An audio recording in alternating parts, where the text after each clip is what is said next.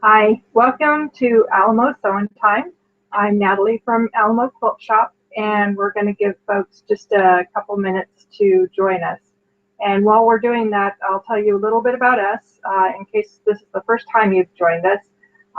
We're Alamo Quilt Shop, and we have an online store. And Alamo Sewing Time is our way to connect with you since we don't have a store for people to visit us. Plus, we have customers all over the world. So we like having a way that we can connect with you once a month. We'll share free projects with you as well as some tips and tricks for success and what we did to complete those projects. We have a Facebook page for Alamo Sewing Time.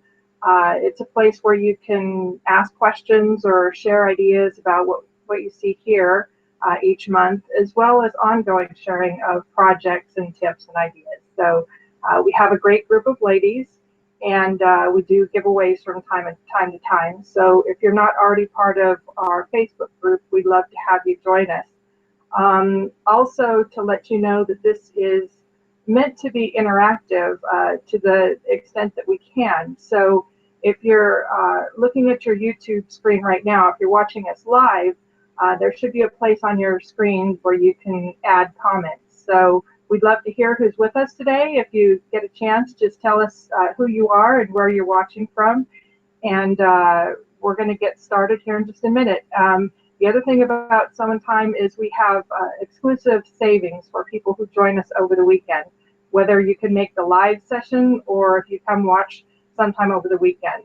Once the sessions are over, we leave them up on our YouTube channel so you can go back and watch them again if you missed something or you want to see something again. So with that, we'll go ahead and get started with the project for this month. So with Valentine's Day right around the corner, we thought it would be fun to make a table runner. So this is the table runner we created.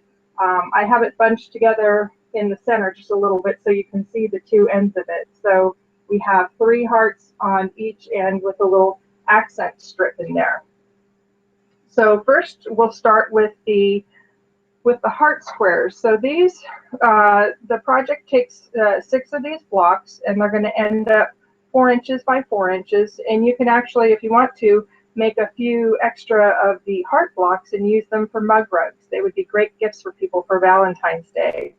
So this particular block, the way we made our heart, is made from 8 half square triangles. There's 6 red squares and 2 white squares in it.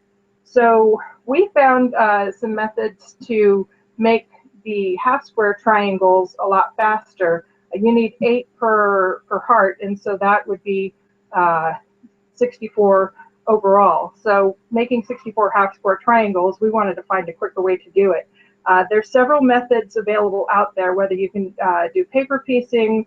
We also sell the templates from Template Techniques that makes doing multiples faster. There's also a method that you can use where you don't need any extra tools. So what you do is you're going to start with a square of fabric. The instructions that we found on the internet were to take your finished square. So the finished square would be the square that ends up in your overall block, minus your 1/4 inch seam allowances. So this is made with 1 inch finished squares. The unfinished square would be the half square triangle, would be 1.5 inches. Some of the methods that we found said to add 7/8 of an inch to your finished square and then double that. And I was having problems with that no matter how many times I do it. My squares were coming out too small. So I don't know if that's an issue with my accuracy or what, but what we did is we modified the measurements just a little bit. So I took my finished square size, which is 1 inch, and doubled that, making it 2 inches, and then added 2 inches to that. So the square I'm starting with is a 4-inch square. The next thing you do, I used red pen and blue thread just so you could see it easily, hopefully, on the YouTube. You're going to take and draw a line from corner to corner. When I did it for my actual project, I just used a pencil. You can use anything that you're comfortable using marking, but I'm going to mark from each 2 corners diagonally. And once I've got that line drawn, I'm going to go and sew a 1/4 inch from each of those lines. You can use your 1/4 inch foot as a guide for that. If you don't have a 1/4 inch foot, then you can draw those lines parallel to the ones that you have there. And then once you've stitched from corner to corner, I'm going to take my ruler and I'm going to cut it in half through the center this way. Give you a second to get zoomed in there. I'm going to cut through the center this way, and then I'm going to take those pieces and I'm going to cut through the center again. That'll give me 4 square units, and then with each of those 4 square units, I'm going to go ahead and cut on the line that I drew down the center. When I do that, I'll have 8 half square triangles. You can then trim them down to the exact size you need. Mine ended up just a little bit larger than I needed, which for me was better than having come up too small with the other method. The next tip that I want to share with you is something that I learned from doing One Block Wonder as a way to have your seams line up a little bit better.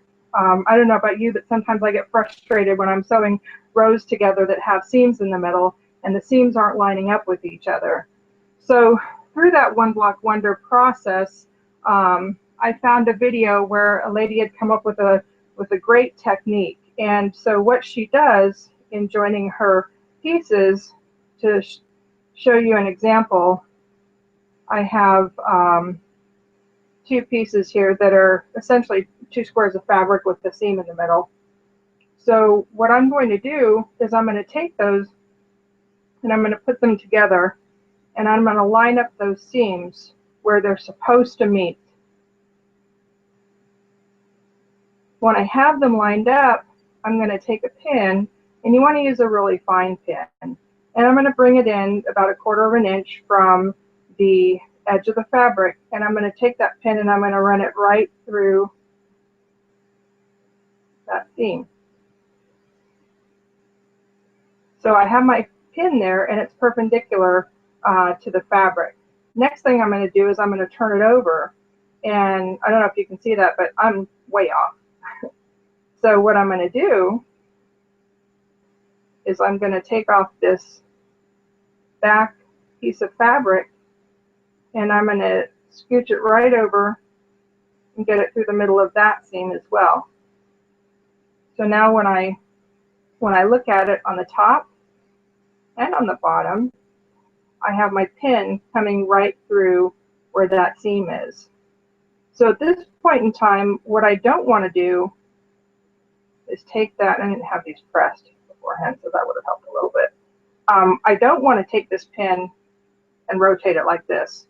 I don't know if you noticed that, but what happens is my top fabric's going to go to the right, my bottom fabric's going to go to the left. So while I leave this pin in here perpendicular,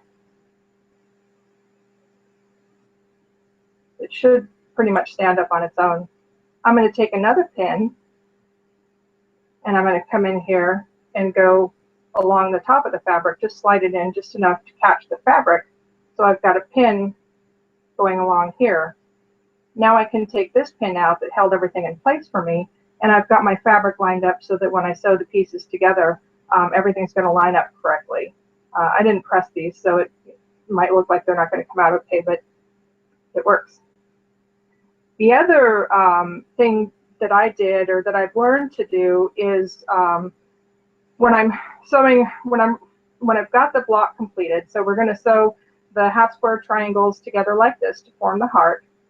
And then what I did for the table runner is I added a little separator between the hearts. So it's just a little strip. The finished size for that is 1x4. So I'm going to take my solid piece, and when you're taking a solid piece of fabric and you're lining it up with something that has many seams, a lot of times you can, if you pull on this, it's going to stretch it out a little bit.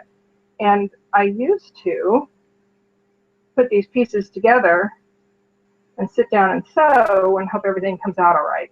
And you may realize that sometimes that works, sometimes it doesn't work, sometimes you don't come out so well. So another thing that I've learned to do that really reduces a lot of frustration for me is to go ahead and pin these pieces together before I sew them. And so what I will do is I'm going to match my first 2 corners here and pin those. And then I'm going to come to the other end, and I'm going to match those seams together, those corners together, and I'm going to pin them. And now I can take and figure out if I need to, adjust fabric a little bit in between. They should come out fairly well. If they're way off, you may need to redo some of your seams in the middle. Usually I don't have that trouble, but I'll get them lined up nicely so that the fabric lays nicely between the two pins. And then on something this size, I'll probably just drop another one in the middle. If I'm working on the longer piece, like the longer one on the table runner here, I'll probably put several pins in between. So for me, that was a bit of a revelation. I don't know why, but when I started quilting, I thought pinning was for seamstresses and sewing clothes. But as I've started pinning in some of my work, it's actually helped with really reducing frustration. So those are the tips that we wanted to share with you this month for making this project easier. Once you have the heart units assembled, the other thing I was going to mention about this is we used one fabric. It's Surrounded by Love by Moda. We used the same product throughout. This project would also be great for charm packs if you have some charm packs and you want to use some different pinks or reds in there. I happen to have a few of the Surrounded by Love left. It's an older collection, so most of mine are gone, but I have a few left available on the website if you want those. These are 5-inch squares, so a little bit more than you need, but it would give it some great variety. So once I have the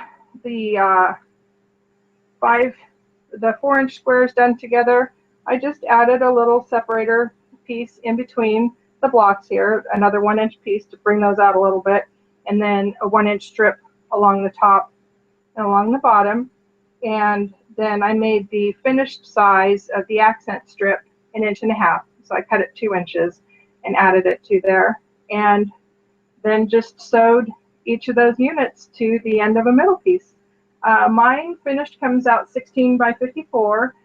The length, you can make any length you want. It just depends. You would just adjust the piece in the middle. So depending on the table size that you want to cover or however big you want to make that, you would just make the adjustments to the middle piece.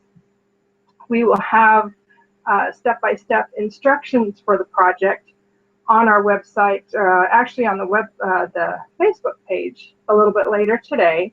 And as always, we offer a special for those of you who join us either live or over the weekend.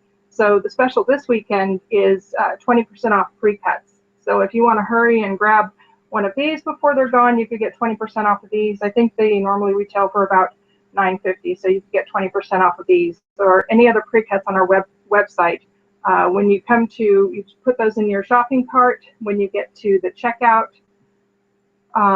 enter coupon code Valentine, and that'll give you 20% off of any pre-cuts that you purchase this weekend.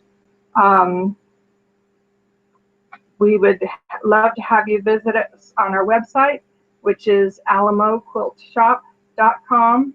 And if you missed it at the beginning, check us out in our Facebook group, which is Alamo Sewing Time, where we also run contests and we just have a great time connecting with each other. So we appreciate you joining us today, and we look forward to seeing you next month. Actually, next month we will be coming to you pre-recorded. We'll be at a quilt show down in South Padre at the Rio Grande Valley Quilt Show. So if you're in or around Texas and you can come see us there, come by, say hi. We'd love to meet you face to face. We'll have a special gift for you. And the third Saturday next month, we'll have a pre-recorded video on for you, and then we'll see you again live in March. So thanks for joining us, and we'll see you soon.